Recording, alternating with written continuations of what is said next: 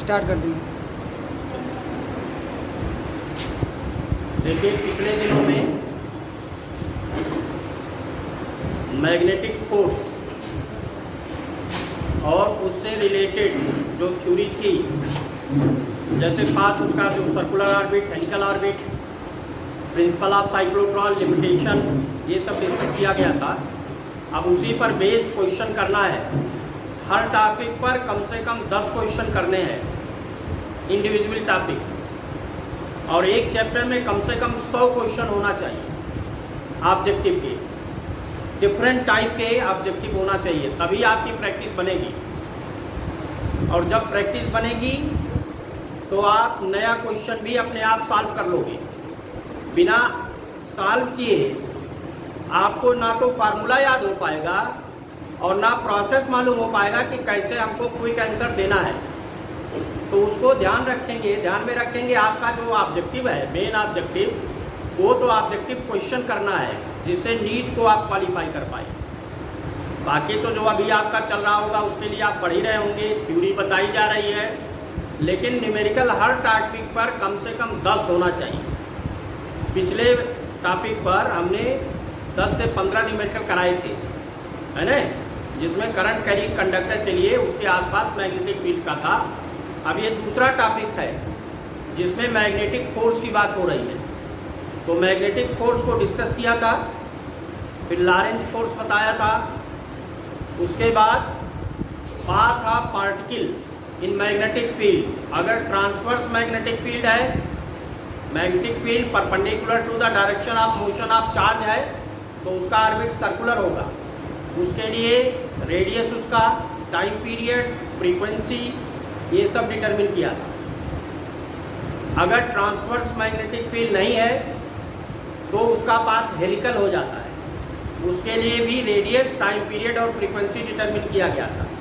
Time period और frequency unchange रहता है, केवल रेडियस चेंज हो जाता है, mv sin theta upon qb हो जाएगा। और अगर ट्रांसवर्स मैग्नेटिक फील्ड है तो साइन थीटा नहीं रहता है। तो जब बार बार क्वेश्चन करेंगे तो मेमोरी में बना रहेगा। अब लॉरेंज फोर्स, अगर कोई charge particle composition of electric and magnetic field, जहाँ पर इलेक्ट्रिक और मैग्नेटिक दोनों फील्ड हो, उसमें मोशन कर रहा हो, तो उस पर जो नेट फोर्स एक्ट करेगा उसी को लॉरेंज फोर्स कहा गया। उसमें इलेक्ट्रोस्टैटिक फोर्स भी होगा और मैग्नेटिक फोर्स भी होगा। उन दोनों का वेक्टर सम आएगा, उसका एक्सप्रेशन लिखा गया। फिर साइक्लोट्रॉन डिस्कस किया था। अब इन्हीं सब तीनों टॉपिक पर रिलेटेड क्वेश्चन बताएंगे। कम से कम 20 क्वेश्चन आपको करने हैं। आप लोग कुछ घर पर भी करिए प्रैक्टिस, और कुछ क्वेश्चन हम बताएंगे। कल एक क्वेश्चन बताया था, वो नोट किए होंगे आप लोग। अब उसमें एक प्रॉब्लम ये है कि क्रॉस प्रोडक्ट है। क्या है? Cross product. उसको एक बार फिर से समझ लीजिए। उसका क्वेश्चन मैं फिर से एक करा दे रहा हूँ। देखिए, क्वेश्चन नंबर 2, कल क्वेश्चन नंबर 1 दिया गया था, अब क्वेश्चन नंबर हम 2 डिस्कस कर रहे हैं। सब में ऑब्जेक्टिव टाइप के क्वेश्चन होंगे। हमको थ्योरेटिकल क्वेश्चन नहीं कराने हैं, लंबे क्वेश्चन नहीं कराने हैं, ऑब्जेक्टिव कराने हैं जिसका आंसर आप 1 मिनट या 2 मिनट में दे सकते हो। बहुत लंबा हमको सोल्यूशन नहीं करना होगा। देखिए, इसमें एक चार्ज है, क्वेश्चन पूरा नहीं लिखेंगे। चार्ज Q = है 2 माइक्रो कूलम। माइक्रो का मतलब 10⁻⁻6 कूलम। कितना हो जाएगा? 10⁻⁻। तो इसको तुरंत लिखिए, 2 × 10⁻6 कूलम। ये चार्ज है। अब अगर साइन कुछ नहीं यूज किया गया तो इट इज पॉजिटिव चार्ज। कैसा होगा ये? धनात्मक आवेश। हैज वेलोसिटी, उसमें वेलोसिटी कितनी है? v वेक्टर, ये है 2i + 3j - 4k + 3j - 4k। ये न्यूमेरिकल वैल्यू बदल सकते हैं। अगर सॉल्व करना है तो क्वेश्चन इसी तरह के होंगे। × 10⁻6 मीटर पर second. In uniform magnetic field B। अब B की वैल्यू क्या है?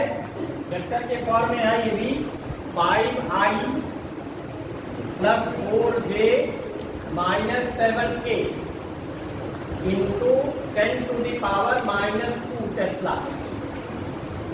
ये मैग्नेटिक फील्ड है। पूछा है force on the charge, force on the charge, ये आपको डिटरमिन करना है। ये है क्वेश्चन। अब इसमें ऑब्जेक्टिव जो आंसर होते हैं कुछ इस तरह का ऑब्जेक्टिव आंसर लिखा हुआ है। ए पार्ट में है 2 × 10⁻² 5i + 6j + 7k। इतना न्यूटन का फोर्स। बी पार्ट है 2 × 10⁻² -2 -5i + 6j + 7k। कितना न्यूटन है? C part -2 × 10⁻² 5i + 6j + 7k this Newton। and D ये है 2 × 10⁻⁻² 5i - 6j + 7k। तो these are the optional given। अब आपको डिटरमिन करना है कि ये आंसर क्या होगा। तो आंसर अभी थोड़ा बड़ा दिखाई दे रहा है, लेकिन ये बड़ा है नहीं। ऑब्जेक्टिव टाइप में इतने बड़े क्वेश्चन तो आएंगे ही आएंगे। कुछ क्वेश्चन बड़े होंगे, कुछ थ्योरी के होंगे जो सीधे लग सकते हैं।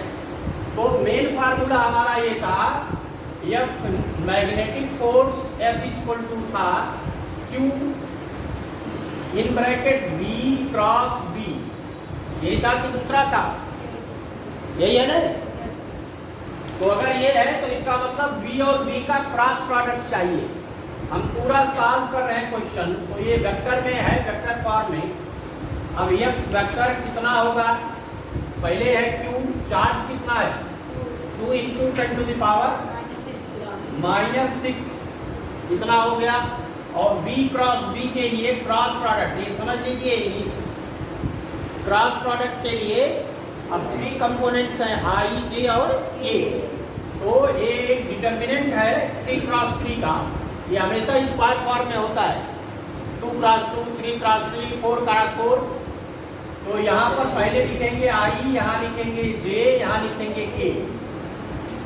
अब पहले वेलोसिटी है, तो वेलोसिटी के कंपोनेंट 2, 3, -4, 2, 3, -4। यहाँ देख लीजिए, समझ लीजिए। 2 I का कंपोनेंट, 3 J का, -4K का, माइनस के साथ ये है। और 10⁻⁶ और 2 ये भी प्रोडक्ट के फॉर्म में है, न्यूमरल वैल्यू में। अब दूसरा टर्म ये है 5, यहाँ पर है 4, यहाँ पर -7 इंटू यहाँ पर था 10⁻⁶ और यहाँ है 10⁻⁻²। ये पूरी वैल्यू रखेंगे। आया क्लियर यहाँ तक? यस। अब देखिए, इसको मेन पार्ट है कि इसको कैसे सॉल्व किया जाए। जैसे ही क्रॉस प्रोडक्ट लेंगे तो पहले तो ये देख लीजिए 10⁻⁻6 और +6, तो 10 हो जाएगा 0, 10 और यहाँ -2 है, यहाँ क्या है? -2 है, तो 2 बचेगा और यहाँ -2 बचेगा। तो F = 2 और 10⁻⁻²। ये आ गया। ये ऑप्शनल में देखिए सब जगह दिया है। तो आप कुछ न्यूमेरिकल सॉल्व करने पर आंसर नहीं पाएंगे। जब तक उसको पूरा सॉल्व नहीं करेंगे तब तक आप आंसर नहीं लिख सकेंगे। अब ये क्रॉस प्रोडक्ट के लिए क्या करना होता है? देखिए, मेन पार्ट यही है, बाकी तो आप न्यूमेरिकल कर सकते हैं। क्रॉस प्रोडक्ट में ये डिटर्मिनेंट का रूल है, साइन का होता है प्लस, शुरू होगा प्लस से, प्लस माइनस प्लस, फिर प्लस माइनस प्लस, ऐसे चलेगा। Plus minus plus minus plus alternate. तो यहाँ प्लस, फिर माइनस, फिर प्लस, फिर माइनस, ये उसके साइन है डिटर्मिनेंट में जो एलिमेंट होते हैं। अब जब हम इसका प्रसार करते हैं, एक्सपेंशन, तो पहला रो लेंगे, इसको कहते हैं रो और इसको कहते हैं कॉलम। तो इस रो को जब लेंगे तो पहला लेंगे आई, कंपोनेंट क्या लिया और प्लस के साथ, तो यहाँ लिखेंगे आई। अब ब्रैकेट में क्या लिखेंगे, इस जहां पर आई है तो इस रो में और इस कॉलम में है, तो ये पूरा छोड़ देंगे, ये रो और ये कॉलम, तो बचेगा ये 4 एलिमेंट 3 - 7 पे मल्टीप्लाई होगा ऐसे, और फिर ये ऐसे क्रॉस मल्टीप्लिकेशन, बीच में एक माइनस साइन। तो इसको ऐसे समझना है सीधे, जब आपने आई लिखा तो ये रो और ये कॉलम छोड़ा, अब 3 × -7 तो -21 हो गया। अब फिर एक माइनस साइन लगेगा, 4 × -4 तो माइनस माइनस प्लस हो जाएगा, और 4 × 4 16, तो ये टर्म आ गया आई का। फिर -j, पहला प्लस फिर दूसरा माइनस, वही टर्म यहाँ। अब ये रो और ये कॉलम छोड़ना है, तो ये और ये बचेगा, तो 4 2 × -7 तो -14, और फिर माइनस माइनस प्लस 20, फिर प्लस के, पहले प्लस फिर माइनस फिर प्लस। अब के ये रो और ये कॉलम छूटेगा, अब ये 4 बचे, तो 2 × 4 कितना हो गया 8, और 5 × 3 -15। ये इतना पूरा कंप्लीट आया प्रसाद एक्सपेंशन। क्लियर है सबको?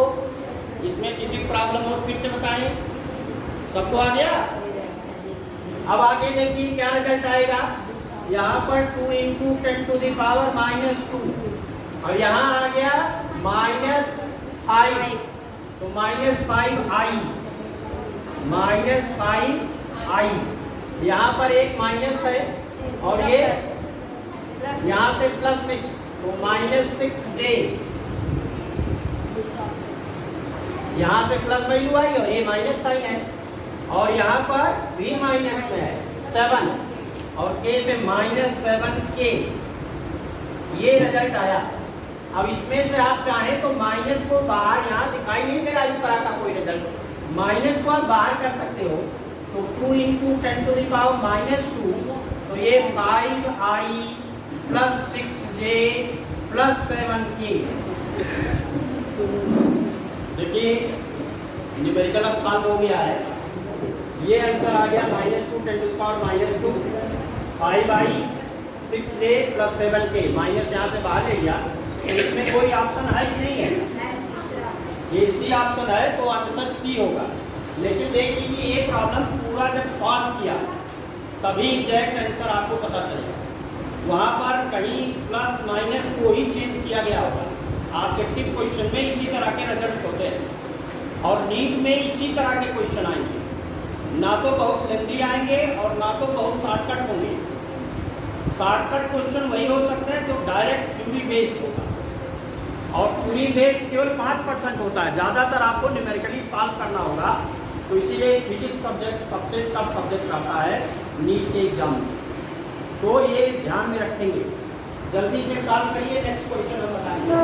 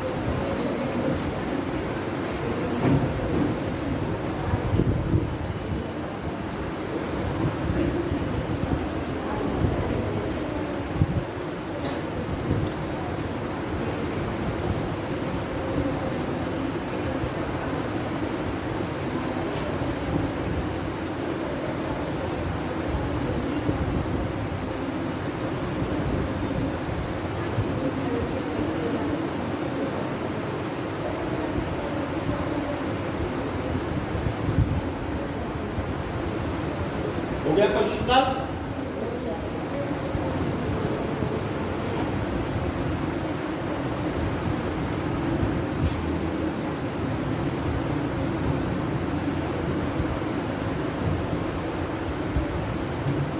अब इस तरह के क्वेश्चन हो जाएंगे, प्रैक्टिस घर पर जरूर करेंगे, कम से कम 1-2 क्वेश्चन हर टॉपिक पर सॉल्व कर लेंगे अपने से, जो लगवाया गया होगा उससे रिलेटेड दूसरा एक न्यूमेरिकल लेकर के अपने आप से सॉल्व कर लेंगे। तो इससे जब प्रैक्टिस बन जाएगी तो आप एग्जाम में तुरंत कर सकोगे, गलती के चांस कम हो जाएंगे। और इसमें मेन होता है प्रैक्टिस ही, जितना ज्यादा प्रैक्टिस करोगे उतना ज्यादा आपको क्वेश्चन इजीली सॉल्व होने लगेगा।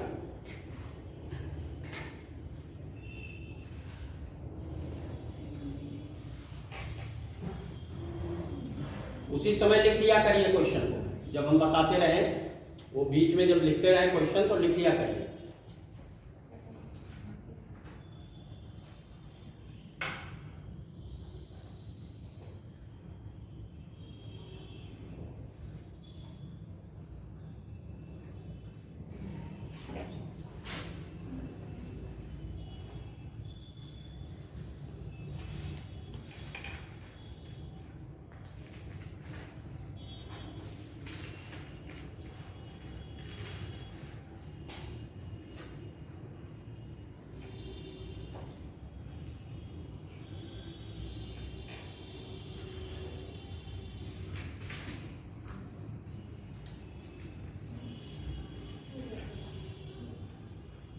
हो गया?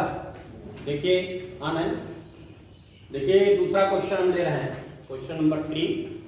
यहाँ पर इस रीजन में एक ट्रांसवर्स मैग्नेटिक फील्ड है। ट्रांसवर्स मैग्नेटिक फील्ड कैसा होता है? जिसमें चार्ज पार्टिकल जिस प्लेन में मोशन करेगा उसके परपेंडिकुलर होता है मैग्नेटिक फील्ड। तो इस बोर्ड के प्लेन में चार्ज मूव कर रहे हैं और मैग्नेटिक फील्ड इसके परपेंडिकुलर वॉल की तरफ है, आपके कॉपी में डाउनवर्ड है तो एक क्रॉस बनता है, अपवर्ड होता तो डॉट और सर्किल बनता। तो ये ट्रांसवर्स मैग्नेटिक फील्ड है, इसमें 4 पार्टिकल्स लिए गए हैं। अब क्वेश्चन में पढ़ दे रहा हूं, a neutron, a proton, an electron and alpha particle. 4 हैं, एक इलेक्ट्रॉन है, एक प्रोटॉन है और एक न्यूट्रॉन है और एक अल्फा पार्टिकल है। enters into a region of constant magnetic field with equal velocities। सभी पार्टिकल सेम मैग्नेटिक फील्ड में इक्वल वेलोसिटी से इंटर करते हैं, एज शोन इन फिगर, जैसा यहां फिगर में दिखाया गया है। The tracks of particle are shown relative to the tracks. हमको रेशियोज निकालने हैं इनके, या बताने हैं कि कौन सा पाथ किस पार्टिकल का है, कौन सा पाथ किस पार्टिकल का होगा, ये हमको डिस्कस करना है। तो अगर कोई न्यूट्रल पार्टिकल होता, पीछे हमने डिस्कस किया था, फोर्स मैग्नेटिक फोर्स केवल चार्ज पार्टिकल पर होगा, किसी न्यूट्रल पार्टिकल पर मैग्नेटिक फोर्स नहीं होगा। तो अगर कोई मैग्नेटिक फोर्स नहीं है तो उसमें कोई डिफ्लेक्शन नहीं होगा। तो इसमें किसका डिफ्लेक्शन नहीं हो रहा है? ABCD लिखा है 4, ये A है, ये B है, ये C है और ये D है। सभी इंटर किस तरफ कर रहे हैं? इस तरफ, सारे इस ऊपर की तरफ इस प्लेन में इंटर कर रहे हैं। तो किसका डिफ्लेक्शन नहीं है? C का। तो इसका मतलब C न्यूट्रॉन का है। C पाथ किसका है? न्यूट्रॉन का है, क्योंकि न्यूट्रॉन पर कोई चार्ज नहीं होता। क्लियर हो गया? Yes sir. अब जिस पर चार्ज ज्यादा होगा उसके रेडियस से कंपेयर करेंगे। रेडियस हमारा कितना होता है? देखिए mv/qb, यही है रेडियस। और ट्रांसवर्स मैग्नेटिक फील्ड में सर्किल बनता है चार्ज पार्टिकल के मोशन पर। तो ये सर्किल का रेडियस है। m क्या है? मास। v है वेलोसिटी। तो सभी पार्टिकल की वेलोसिटी सेम है, ये क्वेश्चन में दिया हुआ है। अब नीचे है q और b, नीचे क्या है? Q और B है। ठीक, अब इसमें ये देखना है कि किसका चार्ज कितना है और किस डायरेक्शन में कौन बेंड होगा। अगर पॉजिटिव चार्ज है तो किस डायरेक्शन में फोर्स होंगे, निगेटिव चार्ज है तो किस डायरेक्शन में फोर्स होगा। तो हमने बताया था Fleming left hand rule. Thumb force का डायरेक्शन है, ये पहली फिंगर मैग्नेटिक फील्ड का डायरेक्शन है, और ये मिडिल फिंगर ये होगा वेलोसिटी का direction, motion of positive charge के लिए है ये, या यही बाद में करंट कैरिंग कंडक्टर में करंट का डायरेक्शन हो जाता है। तो हम इसको वॉल की तरफ मैग्नेटिक फील्ड है उस तरफ ले गए और चार्ज मोशन कर रहा अपवर्ड, तो ऐसे कर लिए, तो पॉजिटिव चार्ज पर इधर फोर्स लगेंगे कि नहीं, पॉजिटिव चार्ज पर फोर्स किधर लगेगा, इस तरफ, तो निगेटिव पर किधर लगेगा, इस तरफ। तो इसका मतलब ये निगेटिव चार्ज है कि नहीं, तो निगेटिव चार्ज कौन सा है, इलेक्ट्रॉन। तो इसका मतलब ये न्यूट्रॉन का है और ये इलेक्ट्रॉन का है। अब दो और बचे हैं, एक ए और बी, एक प्रोटॉन है और दूसरा अल्फा पार्टिकल है। तो अब इसमें मास भी होता है ना, मास भी है और चार्ज भी है। प्रोटॉन का मास 1 यूनिट, प्रोटॉन का मास 1 यूनिट, और चार्ज भी 1 यूनिट इलेक्ट्रॉनिक चार्ज है। प्रोटॉन का मास 1.67 10 टू द पावर -27 kg, ठीक। अब अल्फा पार्टिकल पर कंपेयर करो। अल्फा पार्टिकल में 2 प्रोटॉन और 2 न्यूट्रॉन होते हैं उसके न्यूक्लियस में, हीलियम का न्यूक्लियस होता है ये। तो अल्फा पार्टिकल में 2 प्रोटॉन और 2 न्यूट्रॉन। प्रोटॉन न्यूट्रॉन के मास अप्रॉक्सीमेटली इक्वल है, तो 2 और 2 कितने हो गए, 4। तो मास 4 टाइम्स होता है और चार्ज केवल 2 टाइम्स होता है। 2 ही चार्ज होते हैं उसमें प्लस चार्ज, तो ये 2 है और ये 4 है, तो यहाँ 2 टाइम्स ज्यादा आएगा रेडियस। तो ज्यादा किसका आएगा, अल्फा का। तो ये रेडियस बड़ा है, तो ये अल्फा हो गया और ये क्या हो गया, प्रोटॉन। ये क्या हो गया, प्रोटॉन। तो ए हो गया प्रोटॉन, बी हो गया अल्फा पार्टिकल, सी हो गया न्यूट्रॉन और डी हो गया इलेक्ट्रॉन। अब जरा सा ऑप्शनल लिखिए आप, ऑप्शनल आप लिखिए। पहला मैं बोल दे रहा हूं ऑप्शनल, जो गिवन ऑप्शनल है। पहला ए proton, be alpha particle, C neutron, D electron. C neutron, D electron, ये पहला ऑप्शन दिया हुआ है। दूसरा ऑप्शन लिखिए, जल्दी लिखो। दूसरा ऑप्शन लिखो, ए बी सी डी ऐसे लिखेंगे 4। तो बी दूसरा ऑप्शन में ए अल्फा पार्टिकल, बी प्रोटॉन, सी न्यूट्रॉन, डी इलेक्ट्रॉन। हो गया। अब थर्ड ऑप्शन लिखिए, ए इलेक्ट्रॉन, बी प्रोटॉन, सी न्यूट्रॉन, डी अल्फा। चौथा ऑप्शन है नन ऑफ द अबव। तो अब आप कंपेयर करके बताइए कि कौन सा आंसर सही है एबीसीडी में।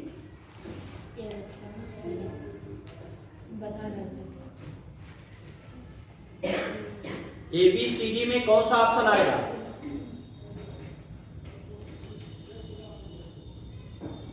देख लीजिए, इतनी डेप्थ है क्वेश्चन में। फर्स्ट होगा, अभी बताया हूं। अनडिफ्लेक्टेड कौन है, जिसमें कोई चार्ज नहीं है, तो ये सी न्यूट्रॉन का हो गया। तो आप ऑप्शन देखिए, सब में सी न्यूट्रॉन है कि अलग दिया है, सब में सी न्यूट्रॉन है कि नहीं है। तो इसका मतलब केवल एक से आप ऑप्शनल नहीं निकाल पाएंगे। अब डी वाला क्या है, एक क्लॉकवाइज और एक एंटी क्लॉकवाइज। तो डी वाला क्लॉकवाइज चल रहा है, जो अपोजिट डायरेक्शन है फ्लेमिंग लेफ्ट हैंड रूल के, तो वो पॉजिटिव चार्ज के लिए था। इसका मतलब ये निगेटिव चार्ज होगा। पॉजिटिव चार्ज पर इधर फोर्स लगेगा तो निगेटिव पर इधर, तो एक ही निगेटिव चार्ज है ना, तो एक ही पाथ अलग होगा। और 2 अल्फा और प्रोटॉन तो दोनों पॉजिटिव है, तो 2 जिस तरफ है वो एक अल्फा है और एक प्रोटॉन है, तो ये इसका मतलब इलेक्ट्रॉन का है। इस तरह से असेसमेंट कर सकते हैं। अब दूसरा यहां पर 2 है कि ए और बी में कैसे हम निकालेंगे, ये दोनों पॉजिटिव होंगे, तो किसका रेडियस छोटा है, किसका रेडियस बड़ा है। तो रेडियस का फार्मूला यूज करेंगे, लेकिन हमको मास और चार्ज, अल्फा पर कितना चार्ज और उसका कितना मास है, और प्रोटॉन का कितना चार्ज और कितना मास है, उसका रेशियो चाहिए। तो अल्फा पार्टिकल में जो मास और चार्ज का रेशियो है वो प्रोटॉन का 2 टाइम्स है, इसलिए उसका रेडियस बड़ा होगा। तो ये अल्फा होगा और ये प्रोटॉन। तो अब क्लियर हुआ, इतनी डेप्थ है आपके इस क्वेश्चन में। सबको आ गया? ऑप्शनल कौन सा होगा? ए वाला। अब इसको लिखने की जरूरत नहीं है कुछ। चलिए नेक्स्ट क्वेश्चन। फिगर बना चुके हैं ना? नहीं सर। फिगर बनाइए।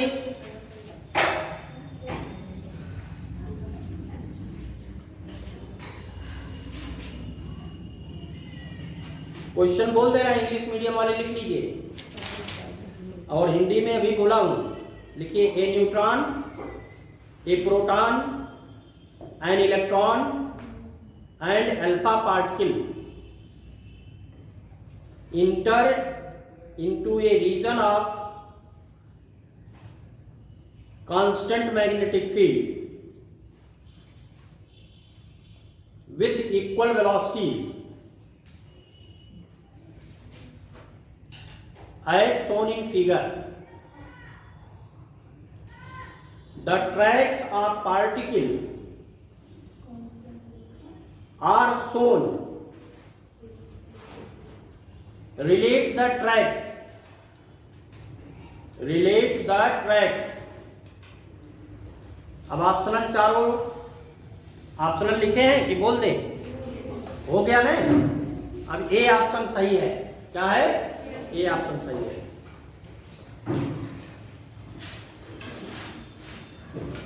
अब एक और क्वेश्चन है, इसी तरह का फिगर उसमें भी है। क्वेश्चन नंबर 4, ये क्वेश्चन नंबर 3 था। क्वेश्चन नंबर 4, इसमें एक फिगर है,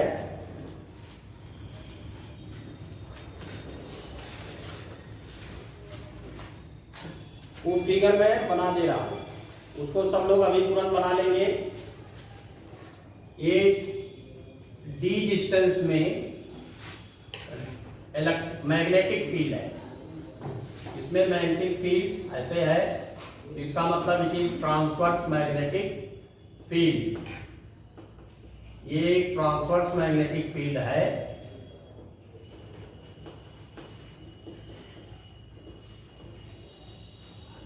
डी डिस्टेंस में एक ट्रांसवर्स मैग्नेटिक फील्ड है।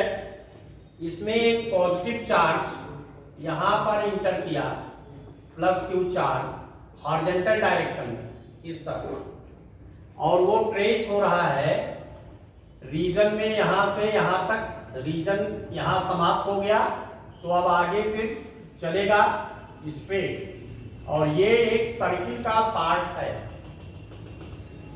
ऐसे एक सर्किल बन रहा है। तो अगर सर्किल का पार्ट है तो ये दोनों रेडियस हो जाएंगे, ये भी रेडियस हो जाएगा, ये भी रेडियस हो जाएगा, और यहाँ एंगुलर डिफ्लेक्शन कितना है? थीटा।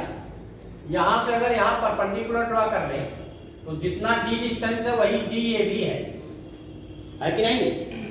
तो अब आपको बताना है कि what is the angular deflection of the particle, यानी कितने एंगल से वो डिफ्लेक्ट हुआ।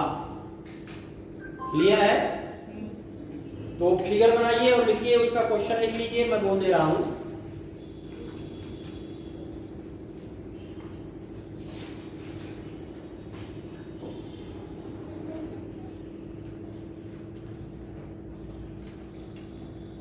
ये particle of mass m, Hindi वाले लिख ले रहे हैं इंग्लिश में ना कि नहीं? अरे हाँ ना कुछ बोलेंगे? Yes sir. A particle of mass m, आदत डालिए इंग्लिश में लिखने की। Charge q projected in transverse magnetic field, in transverse magnetic field, Hindi में उसको अभिलंबोत कहते हैं। in transverse magnetic field as shown in figure. What is the angular deflection? तो ऑप्शनल में दे रहा हूं A theta equal to cos inverse DQB upon MB, पहला ऑप्शन। दूसरा option theta equal to sine inverse DQB upon MB। तीसरा optional theta equal to cos inverse MB upon DQB। चौथा optional theta equal to sine inverse MB upon DQB।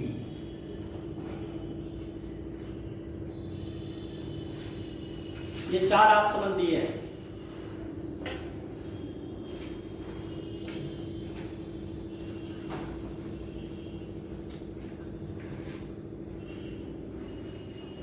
किसी को आ गया answer?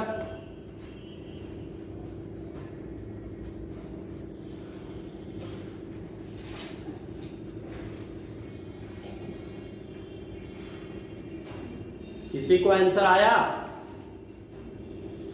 अभी नहीं आ पाया? चलिए एक बार मैं क्वेश्चन को रिपीट कर रहा हूं। मेन पार्ट क्वेश्चन को समझना ही होता है।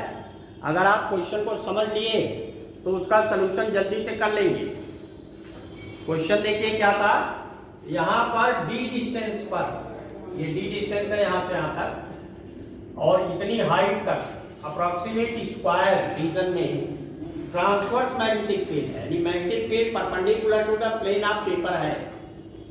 आपके कॉपी का जो पेज है उसके नॉर्मल डाउनवर्ड, और एक positive charge left to right horizontal यहां पर इंटर कर रहा है इस डायरेक्शन में v वेलोसिटी से।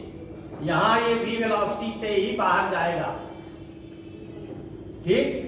मैग्नीट्यूड इसका कांस्टेंट रहता है, डायरेक्शन बदल जाता है।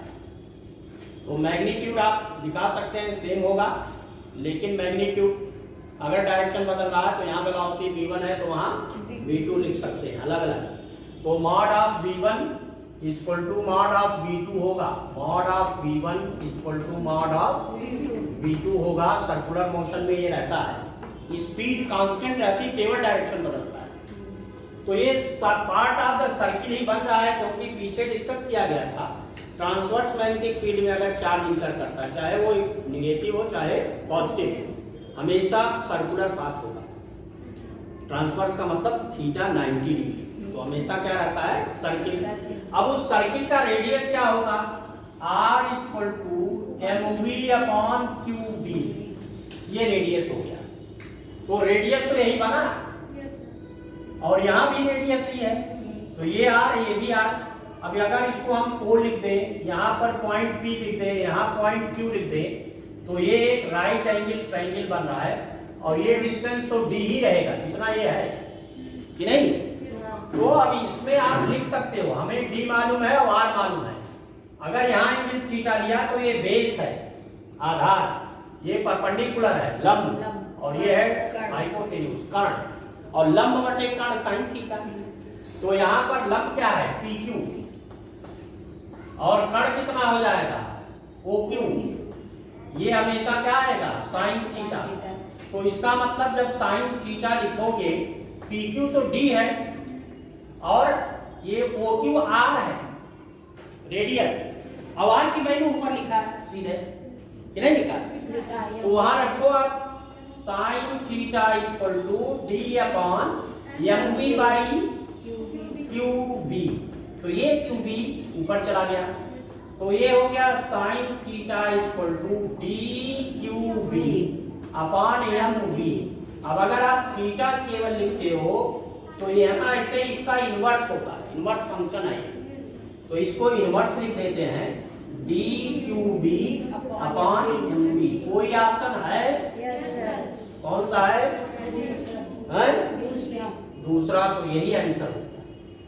क्वेश्चन कठिन नहीं होंगे, लेकिन आपको समझना होगा और सॉल्व करना होगा कि कैसे आएगा।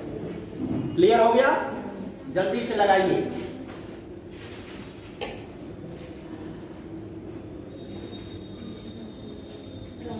some other number of magnetic field which is shown in figure.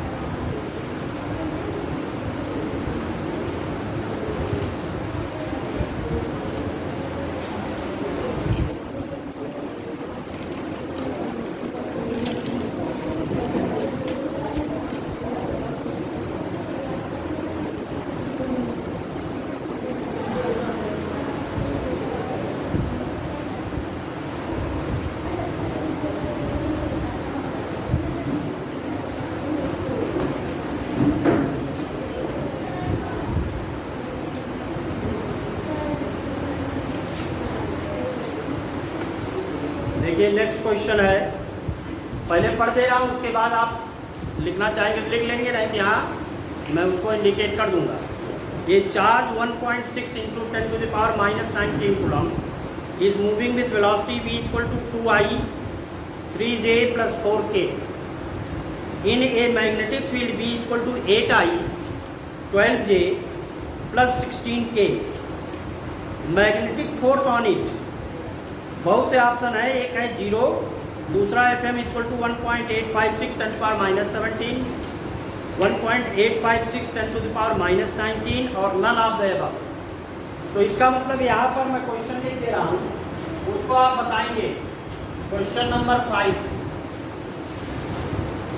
Q कितना है 1.6 into 10 to the power -19 coulomb. तो मास ऑफ ये चार्ज ऑफ प्रोटॉन है, प्लस है तो प्रोटॉन और माइनस होता तो इलेक्ट्रॉन। और वेलोसिटी कितना है, जिस वेलोसिटी से मैग्नेटिक फील्ड में चलता है 2i plus 3j plus 4k, इस वेलोसिटी से किस मैग्नेटिक फील्ड में इंटर करेगा 8i plus 12j plus 16k, ये मैग्नेटिक फील्ड है। फोर्स का ऑप्शन है, फोर्स आपको निकालना है मैग्नेटिक फोर्स, तो ऑप्शनल ए है 0, ऑप्शनल बी है 1.856 10 to the power -17 newton, C option है 1.856 10 टू द पावर -19 न्यूटन और डी है नन ऑफ द अबव।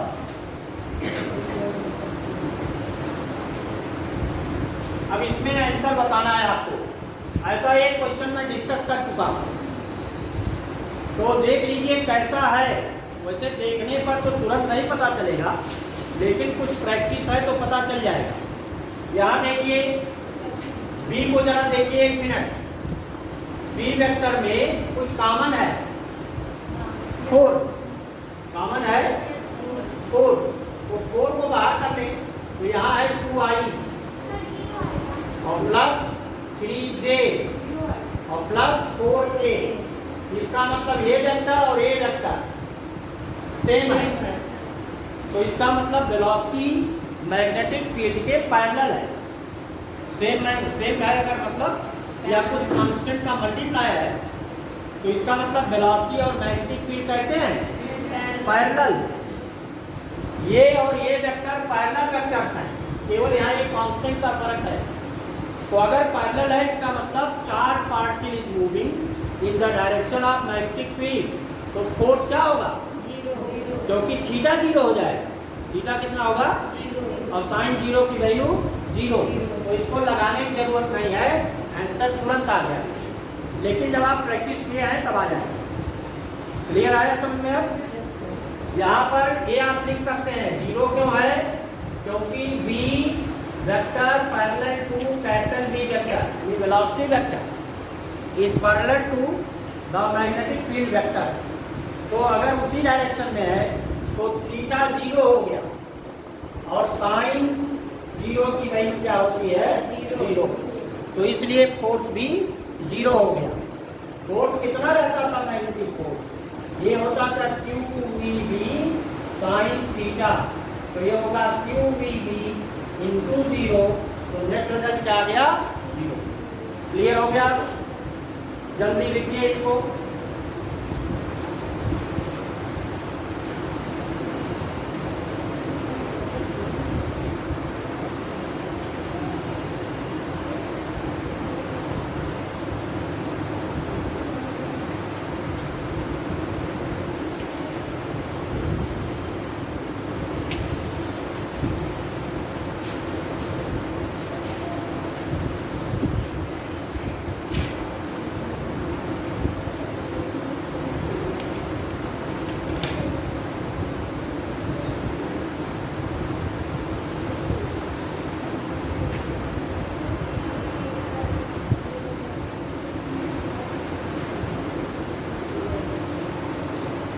लिया?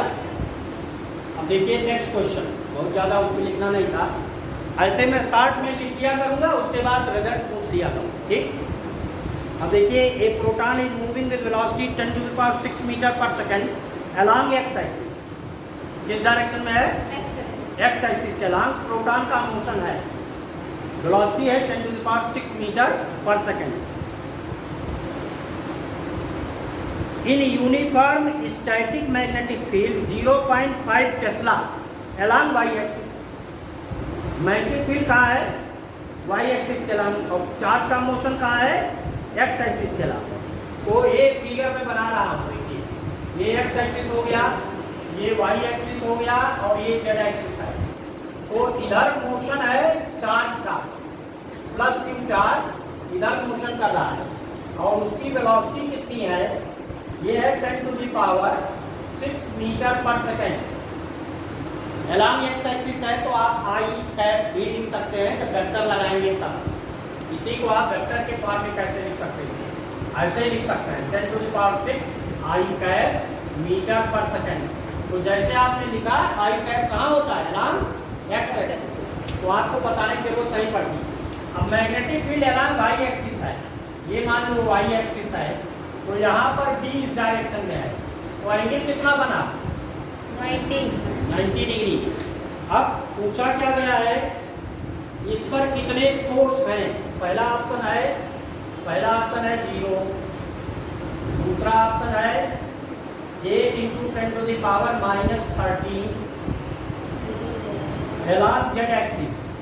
along z axis. तीसरा ऑप्शन है C 8 × 10⁻² along y axis।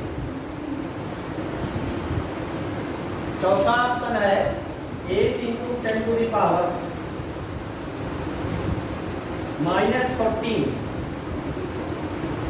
along z axis। अब आंसर बताइए। क्वेश्चन समझ में आ गया? क्वेश्चन सबको समझ में आया? नहीं आया? एक पॉजिटिव चार्ज एक्स एक्सिस के डायरेक्शन में इस स्पीड से मोशन कर रहा है, ठीक? वेलोसिटी को अगर लिखना चाहोगे तो स्पीड इनटू डायरेक्शन, तो स्पीड ये है, direction I cap unit vector along X axis. Magnetic field कहाँ है, वाई एक्सिस के अलॉन्ग है, constant magnetic field B, clear है।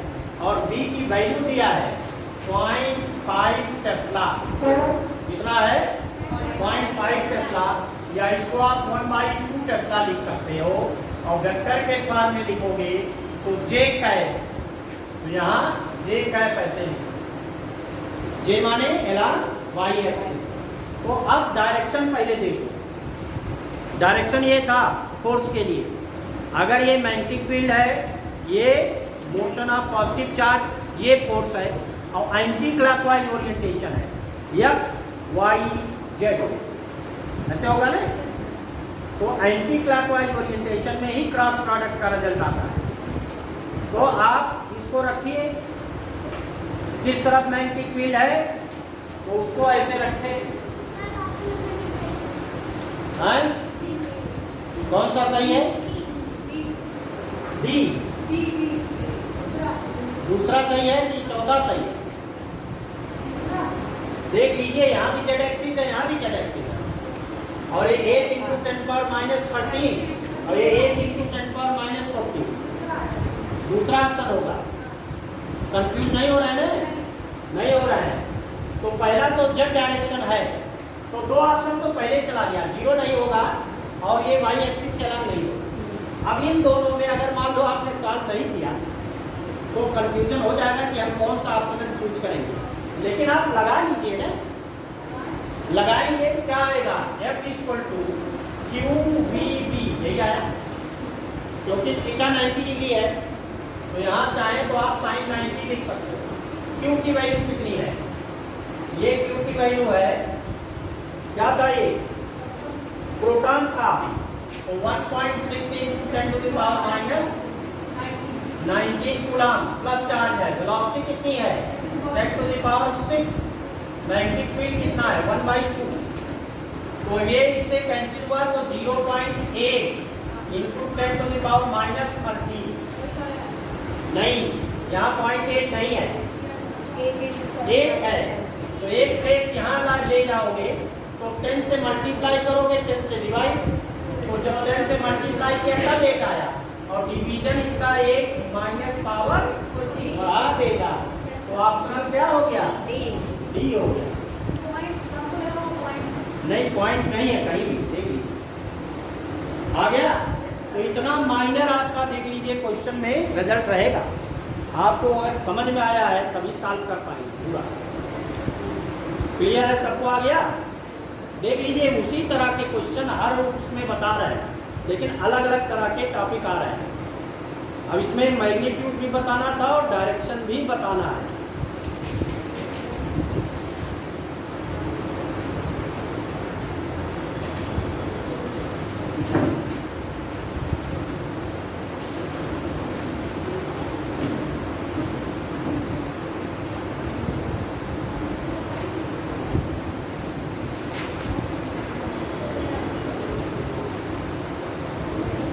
चलिए क्वेश्चन नंबर 7,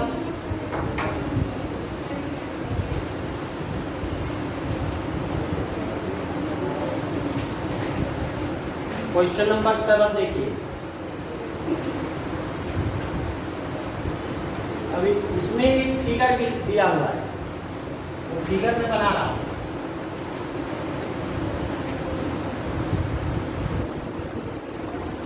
ये क्या है, क्या बनाया गया, infinite long straight current carrying conductor. यहाँ पर डॉट दिया गया, इसका मतलब ये दोनों तरफ डॉट है, तो इसका लेंथ इनफाइनाइट, इसका लेंथ क्या है इनफाइनाइट। फिर बात कर रही है उधर, इसका लेंथ कितना है, तो इसमें कितना करंट फ्लो कर रहा है,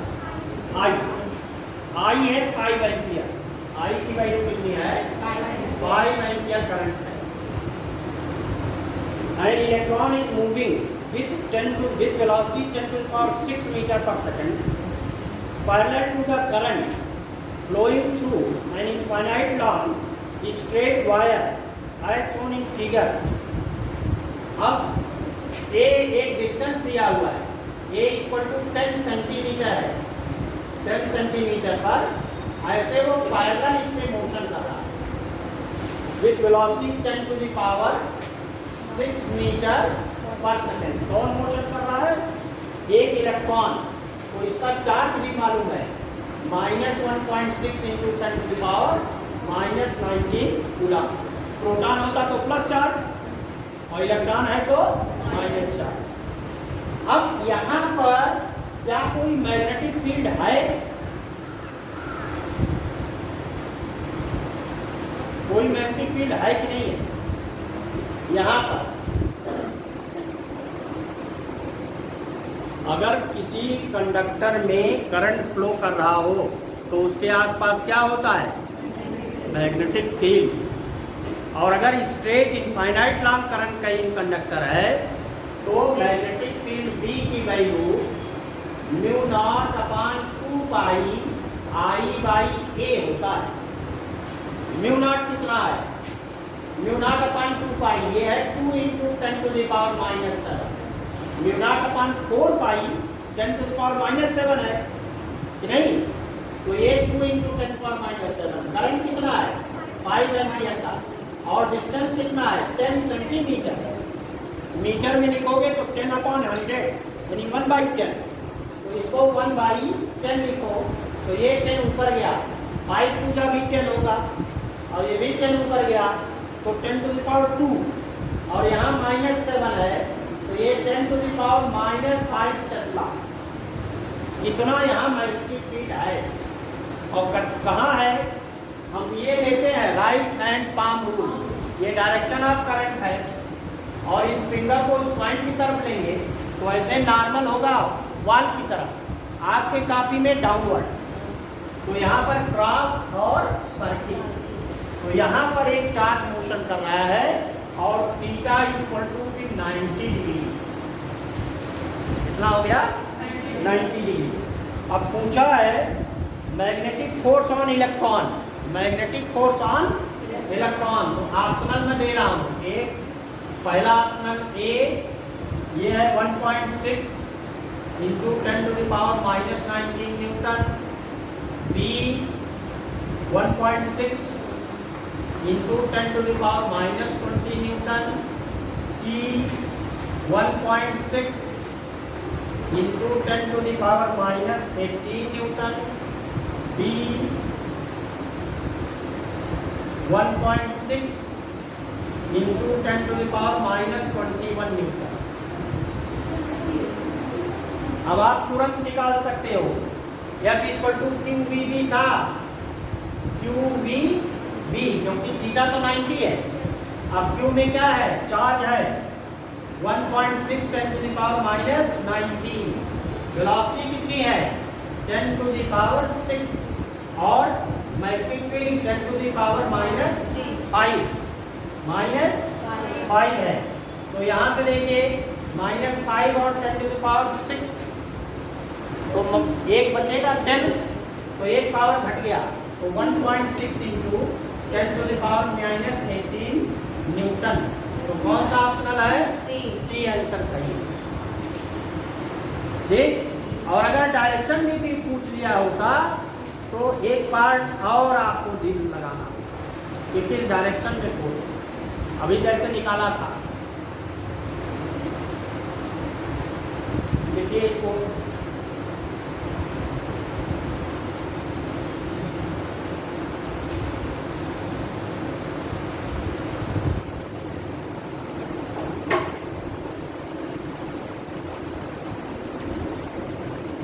अब देखिए एक बड़ा क्वेश्चन मैं लिखने जा रहा हूँ, क्वेश्चन नंबर 1। इसमें कई क्वेश्चन हो सकते हैं तो पहले क्वेश्चन बोल दे रहा हूँ, उसके बाद इसको अलग अलग पार्ट कैसे होंगे ये बताऊंगा और उतना करने के बाद कोई ऑप्शन बचेगा नहीं कि आप ना लगा पाओ। तो ये बहुत इंपॉर्टेंट इसका मतलब है। देखिए proton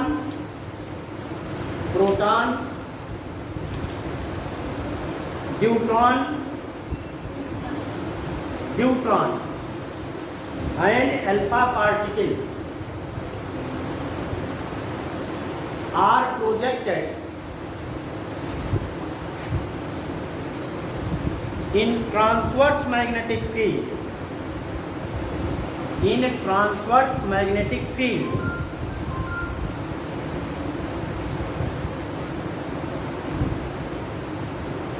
the ratio of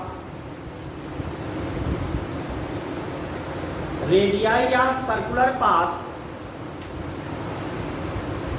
of the particles, radii of circular path of the particles, ये रेशियो आर एक प्रोटॉन है, रेशियो आर न्यूट्रॉन है और फिर आर अल्फा है, ये बताने हैं कि क्या होंगे। अब उसमें एक कंडीशन ये है, पहला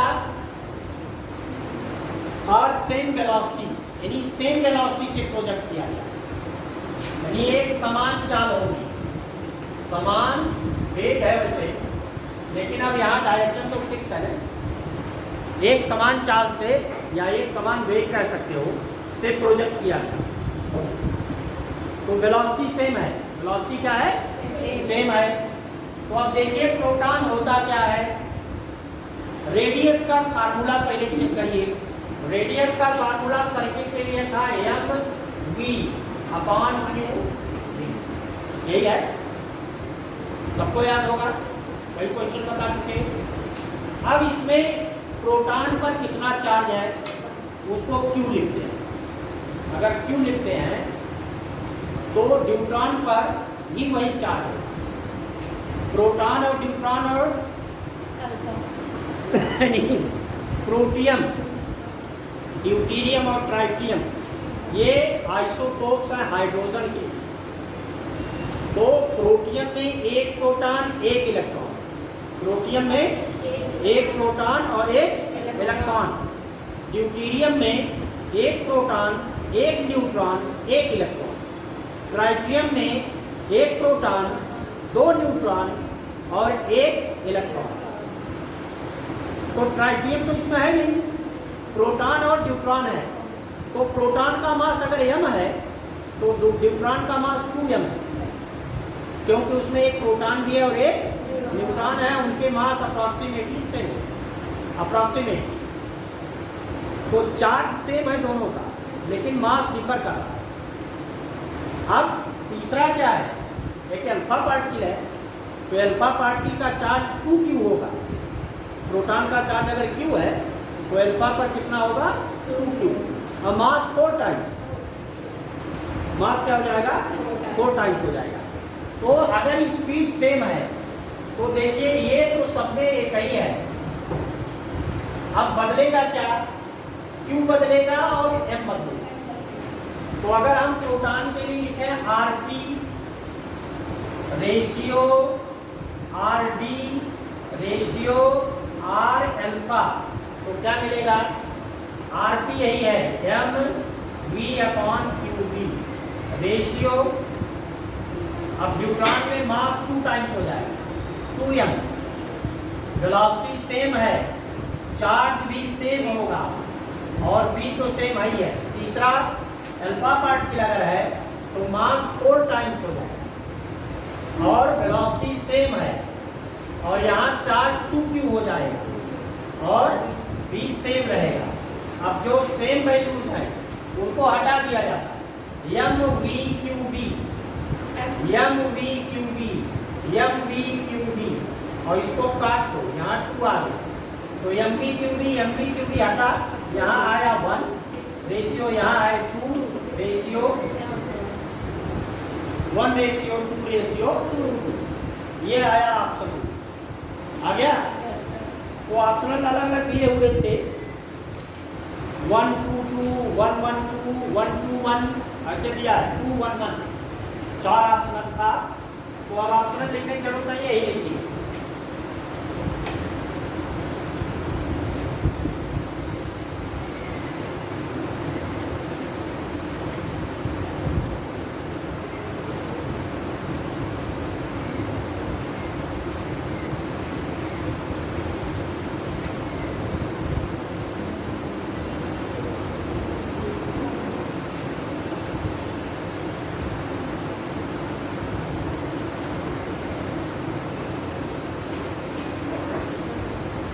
अब 2 क्वेश्चन और बताएंगे, एक दिन में कम से कम 10 क्वेश्चन होना चाहिए, और एक टॉपिक पर 20 क्वेश्चन कम से कम हम बताएंगे। हर आगे कितना टॉपिक बताएंगे सब पर इसी तरह का रिजल्ट रहेगा, और इसकी प्रैक्टिस आप घर पर करेंगे।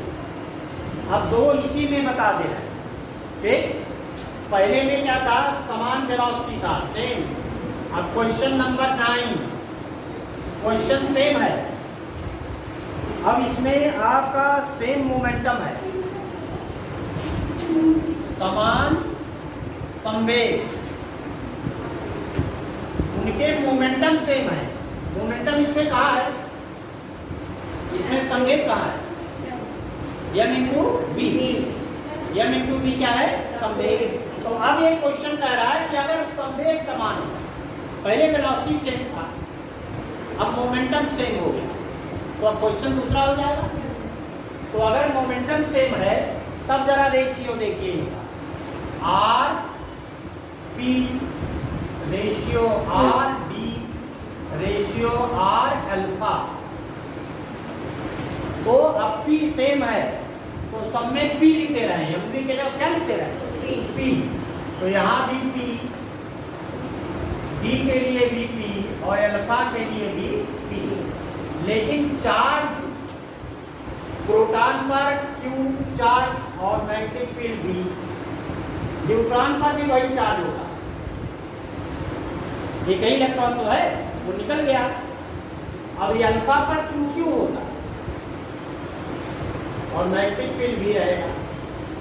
अल्फा तो हीलियम का नाभिक है ना, तो अल्फा पर 2 इकाई धनावेश है, न्यूट्रॉन और प्रोटॉन पर सेम है, मास अलग होगा, लेकिन अब मास से मतलब नहीं है। क्यों?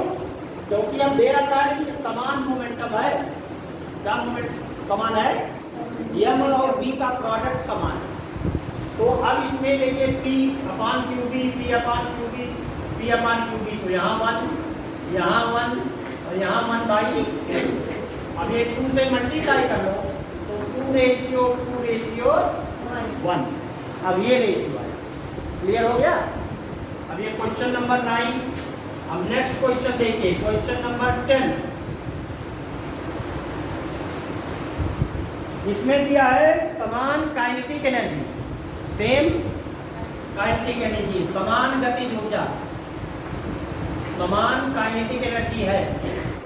अब काइनेटिक एनर्जी का भी फार्मूला बताया होगा, रेडियस कितना होता है, स्क्वायर रूट 2m e के अपॉन q इंटू बी, ये था।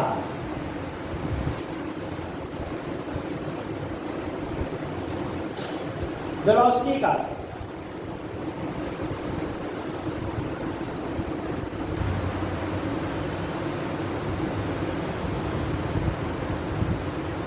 ये निकाला होगा, यहाँ देख लीजिए पहले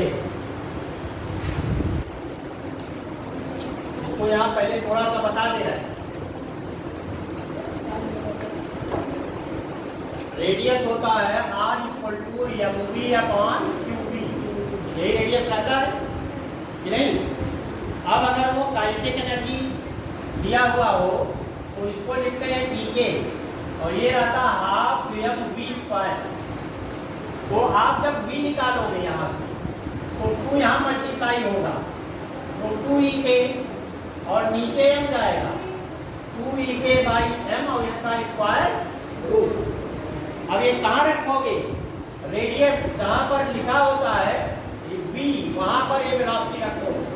r की वैल्यू होगी m अपॉन qd, और यहाँ वेलोसिटी की जगह ये रखोगे रूट 2ek अपॉन m। अब यहाँ से m को अंदर ले जाओ तो m² अंदर जाएगा, कितना आएगा m², तो स्क्वायर रूट के अंदर जाएगा 2m ek, क्योंकि m² से एक m कट गया, और डिनोमिनेटर में क्या जाएगा q इंटू b, यही आया। तो अब अगर सेम dk है, काइनेटिक एनर्जी सेम है, तो अब यहाँ पर मास है और यहाँ पर क्या है, चार्ज। तो अब यहाँ जरा लिखिए उसको, प्रोटॉन के लिए, न्यूट्रॉन के लिए और अल्फा के लिए। प्रोटॉन, न्यूट्रॉन और अल्फा। तो प्रोटॉन के लिए यही रहेगा result, square root 2m upon qb।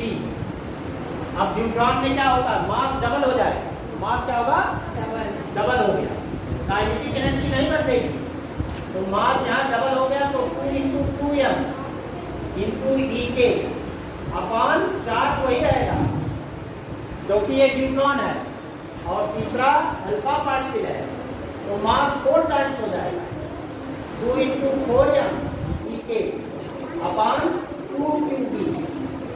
यहाँ पर चार्ज भी बढ़ जाता है। अब अगर इस 4 को रूट के अंदर कर दो तो 4 उसमें भी आ जाएगा, अब 4 कैंसिल हो जाएगा, तो 2m qb यहाँ रहेगा, 2m अपॉन qb यहाँ है, तो ये 1 रेशियो, ये रूट 2 टाइम्स आ जाएगा और रेशियो 1 यही आ जाएगा। तो देख लीजिए वही क्वेश्चन था, उसमें हमने क्या बदले, एक बार वेलोसिटी सेम रेखा लिया, एक बार मोमेंटम सेम लिया, एक बार काइनेटिक एनर्जी सेम लिया। अब आप एक्सीलरेटिंग पोटेंशियल भी सेम ले सकते हो, उसका भी तो फार्मूला बताया था। तो accelerating potential V, capital V के टर्म में था, तो एनर्जी हो जाता Q × V।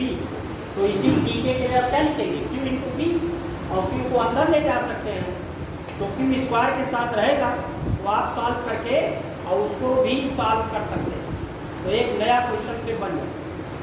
और इसके अलावा इसमें और कोई दिया नहीं जाता, इसी टाइप के क्वेश्चन दिए जाते। अब क्लियर है सबको? तो आज यहाँ तक कर रहे हैं, आज 10 क्वेश्चन हो गया, कल अभी इसी तरह के क्वेश्चन और कुछ साइक्लोट्रॉन कम से कम 10 क्वेश्चन और करेंगे, तब नया टॉपिक शुरू करें। क्वेश्चन पर अब ज़्यादा फोकस करना है, ठीक, जिससे आपके एग्जाम आते आते बहुत सारे क्वेश्चन आप लगा दें, है ना। और एक अभी 2 महीने का टारगेट दिया गया है, पूरा मैग्नेटिज्म हो जाएगा, उसके बाद ऑप्टिक्स और मॉडल, तो आपके एग्जाम तक आते आते ये सब पूरा हो। क्लियर है? अब न्यूमेरिकल घट करेंगे, ठीक।